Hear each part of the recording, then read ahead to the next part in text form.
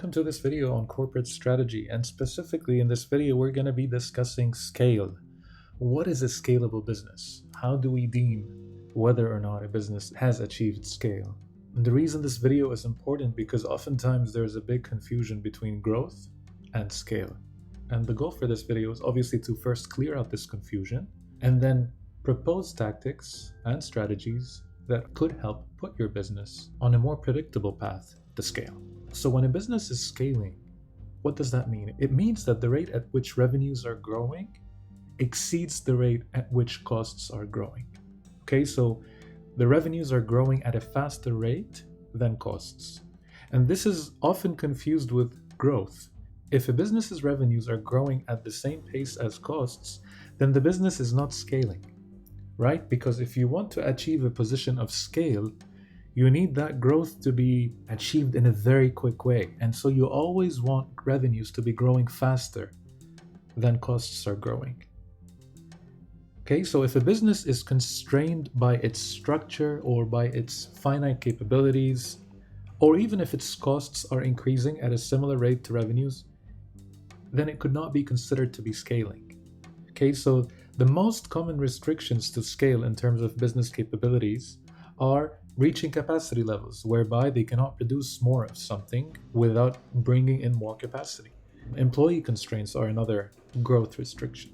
Resource constraints is another restriction. So not having enough funds to invest in the right infrastructure to achieve scale. And obviously time constraints, because if you really are limited by time, then you're not scalable because there is a limit to your upside.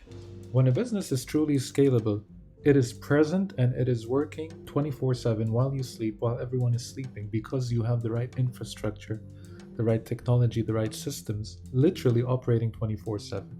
And so when your revenues are growing at a faster rate than your costs, with as few constraints as possible, there's always going to be constraints, but with as few constraints as possible, then you're playing a different game altogether. So how can a normal average business that is not necessarily a very successful tech company increase its odds of achieving scale, or get one step or a couple steps closer to achieving scale? Here's what it could do. It needs to establish a strong infrastructure and a solid foundation with scale in mind. Okay, and what do I mean by that? Well, the first thing is to have the right policies, procedures, processes, and systems that are clearly documented, that are approved by the board of directors, and that are respected by all stakeholders in the business. And the reason for that is, especially when a business is growing very quickly, if it does not have the right frameworks, if it does not clearly lay out what needs to be done and how it needs to be done and who's responsible for what and which approvals need to be sought out from who whenever applicable, things could easily get out of control. So that's the first point. The second point is you need to identify bottlenecks and issues in your business operations today. Because as soon as you start getting on that path to scale, these bottlenecks are only going to be amplified. And so you need to take prompt remedial action to eliminate any areas of resistance early on in the scaling process. Another point is you can overcome capacity limitations, which we discussed earlier, not only by increasing capacity organically, which is going to take you time and it's going to cost you money. You can overcome capacity limitations through third-party partnerships as well.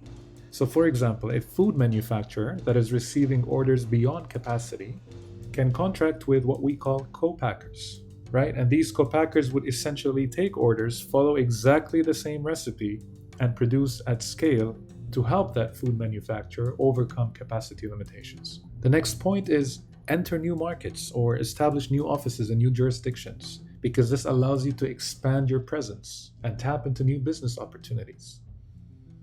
The next point is you want to automate processes and labor, starting with your biggest pain points. We talked about removing bottlenecks earlier.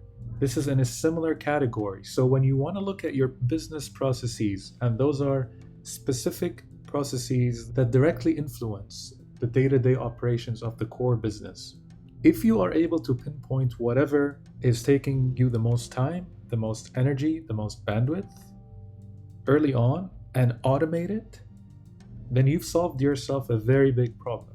So for example, if Your team spends a lot of time talking to prospects and convincing them as to why they should do business with you, and you realize that they are often skeptical about 3 or 4 points, then if you have a frequently asked questions section on your website, then the team would reduce the time spent answering such repetitive questions on the phone.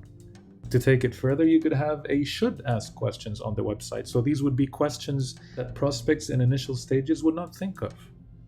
And if you have them in video format, it would help you build goodwill faster without needing anyone's real-time presence, because video is scalable. Video is something that could be consumed by millions of people at the same time without any restriction. It's a scalable asset.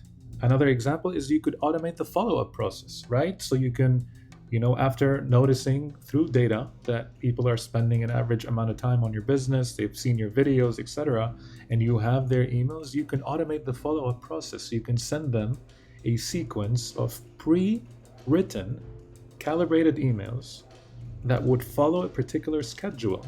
And this could be also facilitated through the use of technology, which could save you a lot of time.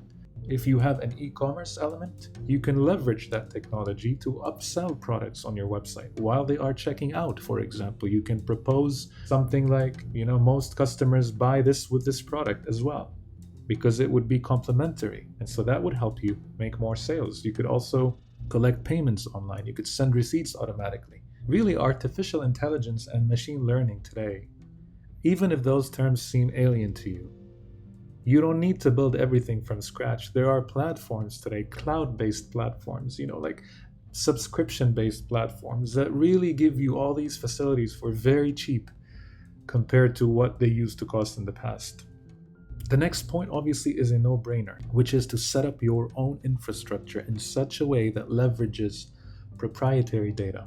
For example, you can have a customer relationship management system in your business, a CRM system. This CRM system can really help you leverage data by tapping into its own artificial intelligence for information gathering, for sales and marketing insights, in order to help you provide tailored solutions for specific problems that your customers or prospects are looking for.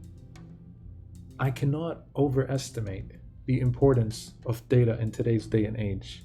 Next, you should consider a digital pivot that makes sense for your company. And I don't mean by pivot as in switch from brick and mortar to digital only. No, I mean as a complementary sales channel that would enhance your presence and not restrict it only to your physical location, but with online stuff, you could be present anywhere. Anybody can access your website from anywhere. So for example, if you're in the educational space, consider developing digital education products, as an added revenue stream, while focusing obviously on the digital experience of your customer. So it has to be pleasant, it has to be engaging. But what this does is it extends your reach, it gives prospects an idea of what you do, because you can repurpose these videos. You could use them as part of your marketing. You could use them to give prospects an idea of the type of work you do before they sign up for more expensive services. But the digital pivot is a very strong element in the scaling story for any business. And yes, any business can pivot digitally, even if it's not selling courses. Let's say a car mechanic.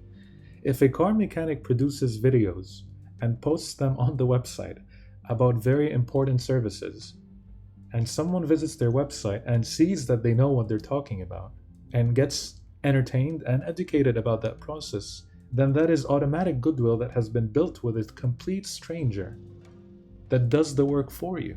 And the last point about scale is explore inorganic growth through M&A, because this path can give you instant access to new markets, to new products, to new customers, to new management teams, operational know-how, capabilities. And so rather than do everything yourself and go through that trial and error phase, just buy something ready-made and save up on all this time and energy and resources. And this is obviously a technique and strategy that is used by the biggest companies in the world. And it's used for a good reason. It works when done right. And so if you can open your mind to that possibility, that will also help you achieve scale. So I hope this cleared the confusion about what scale is, when is a company considered to be scaling, what is a scalable company, and more importantly, how can you put your business on the path to scale?